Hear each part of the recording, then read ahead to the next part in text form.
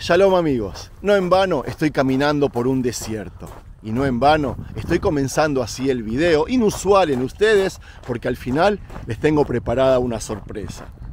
El tema de hoy es sobre quién escribió la Torá y luego la Biblia hebrea. ¿Cuándo fue redactada? ¿Cómo fue redactada?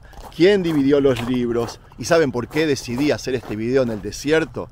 Porque según la tradición judía, la Torá nos fue entregada en el desierto. No en este, pero en el desierto. Antes de entrar a un cañón hermosísimo que a ustedes estoy seguro les va a gustar, les cuento que del conjunto de los 24 libros que componen la Biblia judía, el núcleo más antiguo es la Torá o Pentateuco, en los cuales se describe la creación del mundo y la historia de Israel hasta su llegada a Tierra Santa. En la tradición judía y cristiana estos textos tienen un único autor, Moisés, a quien, según el libro de Éxodo, Dios dictó la Torá cuando se encontraba en el monte Sinaí. Sin embargo, ya desde los primeros siglos de la era cristiana, hubo quien expresó serias dudas acerca de que Moshe realmente hubiese escrito esos 5 primeros libros de la Biblia. Algunos pasajes de la Torá parecen contradecirlo, como el capítulo de Deuteronomio, por ejemplo, en el que Moshe relataría su propia muerte, o, por ejemplo, resultaría extraño que se alabara a sí mismo Moshe al decir que era humilde. Él escribió, y ese hombre Moshe era un hombre muy humilde, más que cualquier hombre que hubiera sobre la faz de la tierra. Amigos, eso escribiría un hombre humilde.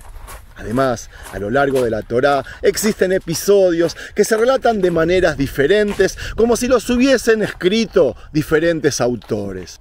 Es lo que ocurre con la misma descripción de la creación del mundo al principio de toda la Torá. Así comienza la Torá, con 2 teorías opuestas. Y hay muchas cosas por el estilo. Otro ejemplo es en el mismo libro, en Génesis, el pacto que Abraham establece con Dios para tener una descendencia numerosa y una nueva tierra donde vivir, se presenta de 2 modos. Una vez la alianza queda sellada mediante la obligatoriedad de circuncidar a todos los varones, algo que no se menciona en la primera. Raro, ¿verdad? El nacimiento de Isaac, se anuncia también de 2 maneras, por medio de Dios o a través de 3 enviados. En fin, por si esto fuera poco, el análisis del texto bíblico en su original hebreo muestra estilos, expresiones y estadios de evolución de la lengua muy diferentes. Y esto resulta evidente sobre todo en ciertos pasajes de tono poético, escritos en una lengua hebrea muy arcaica. ¿Quieren un ejemplo? En la historia de Yoná o el profeta Jonás aparece la palabra sfiná, mientras que en otras historias de la misma época escriben la palabra onía.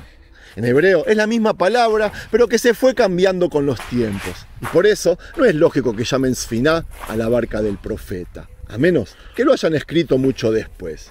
Y ya que tenemos al profeta, sabemos que fue devorado por un pez grande, y ¿saben cómo se dice ballena en hebreo? Liviatán. Liviatán es el apellido de una persona llamada Thomas, un filósofo inglés, el primero de todos, que planteó la imposibilidad de que Moshe fuese el autor del Pentateuco en el año 1651. Luego lo siguieron muchos más hasta que en el año 1878 el biblista alemán Julius Wellhausen formuló su hipótesis documentaria. Una hipótesis que sigue siendo aceptada hasta el día de hoy, o es en todo caso el punto de partida para cualquier propuesta de modificación en torno a las fechas y la identidad de los autores. La hipótesis dice que en el texto de los 5 primeros libros de la Biblia, tal como ha llegado hasta nosotros, pueden distinguirse varias secciones que están escritas por autores diferentes y en momentos históricos y lugares también diversos. Al estudiar los textos bíblicos en su profundidad, podemos deducir que entre los siglos 10 y 8 a.C., cada uno de los 2 reinos, el de Judea al sur y el de Israel al norte, tuvo su propia colección de narraciones sobre los orígenes del mundo y de su pueblo. Eso sí, eran idénticos en lo fundamental. Los 2 relatos se distinguían por ciertos rasgos lingüísticos y por el marco geográfico y el protagonismo de ciertas tribus. Me estoy refiriendo a las conocidas escuelas Yahvista, que llaman a Dios por su nombre, y los del norte que llaman a Dios Elohim. Unos ponían énfasis en el territorio de Judea y otros en el norte. No quiero traer ahora ejemplos porque los va a aburrir, pero esta situación, lo que es importante decir, es de que cambió en el año 722 a.C., cuando el reino de Israel fue destruido por los asirios y una parte de la población buscó refugio en estos territorios de Judea, principalmente en la capital Jerusalén. Los refugiados fueron bien recibidos, hay que reconocer, pero ellos traían consigo sus propios textos sagrados. Entonces quizás se pensó que para facilitar la integración de la nueva comunidad de Israel convendría elaborar un texto sagrado común que fusionara los dos anteriores.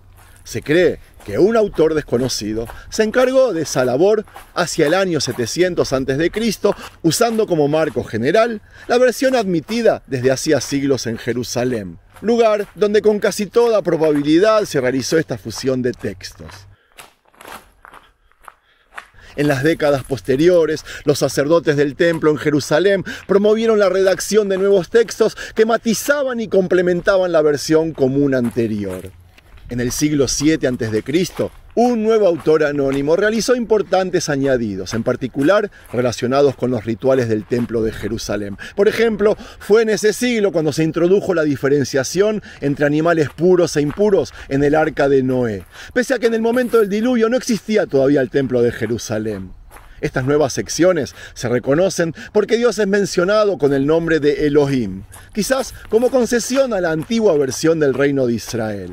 Y por el hecho, además, de que se dirigen alabanzas a Aarón en lugar de a Moshe, lo que indicaría de que su autor fue un sacerdote anónimo del templo de Jerusalén que se consideraría descendiente de Aarón. Unas décadas más tarde se produciría otro cambio mayor en la composición de la Torá, con la incorporación de un nuevo libro a los 4 que existían anteriormente. En efecto, en el año 622 a.C., siendo Josías, el rey de Judea, durante unas obras de remodelación del templo en Jerusalén, se, entre comillas, descubrió un nuevo texto que contendría una parte desconocida de la ley que Dios había dictado a Moshe en Sinaí. Este texto se presentaba como una serie de discursos de Moshe, mientras que el resto del Pentateuco consiste en las palabras que Dios le dictó a Moshe en el Sinaí. Amigos, ese escrito desconocido fue presentado por Josías, quien hizo una lectura pública en el templo de Jerusalén ante todo el pueblo, los sacerdotes y los profetas. Cuando acabó, todos se comprometieron a cumplir con la ley contenida en aquel libro, que se añadió como un suplemento al resto de obras conocidas. Este texto era una segunda ley, que es en realidad el significado de su denominación en griego, Deuteronomio. En el año 586 a.C., el reino de Judea, su capital Jerusalén y su templo fueron destruidos por Nabucodonosor II. La población fue deportada a Babilonia y allí estuvo hasta que, tras unos 40 años de destierro, el rey persa Ciro permitió el regreso de los judíos a su tierra para reconstruir su país y su templo bajo una relativa autonomía política. Increíble. Seguimos avanzando en el tiempo y en algún momento posterior al regreso del destierro se produjo una última intervención en el texto de la Torá que tomaría así la forma en que ha llegado hasta nosotros esta que tengo ahora en la mano. Un nuevo autor reunió en un solo volumen los textos que hasta entonces estaban esparcidos en diferentes obras, adaptándolos para que tuvieran unidad. Hay estudiosos y sabios judíos que piensan y creen que este último autor fue Esdras, escriba judío y experto en la ley de Dios. Esdras era un funcionario del rey persa que había sido enviado a reorganizar el culto en Jerusalén. Y amigos, el video lo voy a terminar en Jerusalén, en el mismo lugar de los hechos. Vamos a ir al lugar exacto al cual llegó Esdras y allí voy a terminar el video.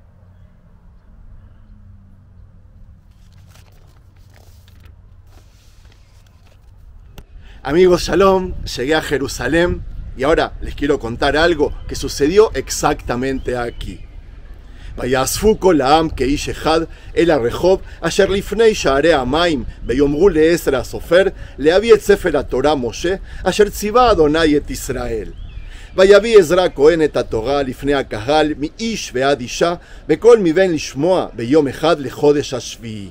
ויקרא בו לפני הרחוב, אשר לפני שער המים, מן האור עד מחצית היום, נגד האנשים והנשים, והמבינים, באוזני כל העם, el Sefer HaTorah. ¿Qué estoy diciendo? De que cierto día, en esta parte, en la parte sur de lo que era el monte del templo, juntó Esdra a todo el pueblo de Israel, a todo el pueblo judío. Así está relatado en el libro de Nehemías 8, en los primeros versículos, y les leyó aquella Torá. Y si nosotros, amigos, decimos de que la Torá la terminó de escribir Esdras, la Biblia judía, este Tanaj que tengo en la mano, continuó transformándose. Los sacerdotes judíos, a través de los siglos, pasaron a considerar una obra divina entregada por Dios a otros libros que componían la literatura judía de esos tiempos. Tomaron crónicas y las transformaron en libros divinos, como las de Josué, Samuel o Reyes. Tomaron relatos o libros o escritos de los profetas Isaías, Jeremías y Ezequiel, también los incorporaron en la misma. Tomaron además poemas o cosas morales que habían escrito y las transformaron en los libros del Cantar de los Cantares, por ejemplo, y todo ese conjunto de libros, que hoy son 24, conforman el Tanaj, la Biblia hebrea, que a principios de los primeros siglos de la era moderna, este libro forma el núcleo, pasó a formar el núcleo del Antiguo Testamento de los hermanos cristianos. Amigos, espero que les haya gustado este paseo. A mí me encantó. Y más cuando lo concluyo con el Torá en la mano, relatando la misma desde el mismo lugar de los hechos. Si es que les gustó este material, no se olviden de regalarle un me gusta. Shalom, amigos.